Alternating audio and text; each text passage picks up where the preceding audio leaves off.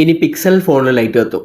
അതെ, ഇന്ന് pixel 11 launch ആവാൻ പോവുകയാണ്. ക്യാമറ ബാറിൽ RGB നോട്ടിഫിക്കേഷൻ ലൈറ്റ് ഉണ്ടാവും. ഇൻകമിംഗ് നോട്ടിഫിക്കേഷൻ, അലേർട്സ് എന്നിവ കാണിക്കാനാണ് ഇത് ഉപയോഗിക്കുന്നതാണ് പുതിയ റിപ്പോർട്ട്. പിക്സൽ 11 ഇന്ന് ലോഞ്ച് ചെയ്യും. ഇന്ന് മുതൽ പ്രീ ബുക്കിംഗ് സ്റ്റാർട്ട് ആവുന്നതാണ് റിപ്പോർട്ട്. 6.3 ഇഞ്ചിന്റെ 120 Hz OLED ഡിസ്പ്ലേയും ഗൊറില്ല ഗ്ലാസ് വിക്ടസ് 2 വരുന്നുണ്ട്. റിപ്പോർട്ട്സ് പ്രകാരം 2 നാനോമീറ്റർ പ്രോസസ്സിൽ വരുന്ന ടെൻസർ G6 ആണ് പിക്സൽ 11ന്റെ പുതിയ പ്രോസസ്സർ. അതായത് കൂടുതൽ പെർഫോമൻസ് മാത്രമല്ല, ബെറ്റർ എഫിഷ്യൻസി, ലെസ് ഹീറ്റ്, കൂടാതെ AI പ്രോസസ്സിംഗിലും വലിയ ഇമ്പ്രൂവ്മെന്റ്സ് പ്രതീക്ഷിക്കാം. അതായത് ഏകദേശം 30% ഇമ്പ്രൂവ്മെന്റ് ആണ് പ്രോസസ്സിംഗിൽ വന്നിട്ടുള്ളത്. കൂടാതെ ഇനി മുതൽ AI ഡാറ്റ പ്രോസസ്സിംഗ് ഫോണിൽ തന്നെ നടക്കും. അതായത് ക്ലൗഡ് സ്റ്റോറേജ് പോയി അപ്ലോഡ് ചെയ്ത് അവിടെ വെച്ച് കമ്പ്യൂട്ടേഷൻ നടക്കേണ്ട ആവശ്യം വരുന്നില്ല. ഫോണിൽ തന്നെ നമുക്ക് AI ഡാറ്റാസ് എല്ലാം സ്റ്റോർ ആവുന്നതാണ്. അപ്പോൾ ഇനി മുതൽ 256 GB ആയിരിക്കും ബേസ് വേരിയന്റ് വരുന്നത്.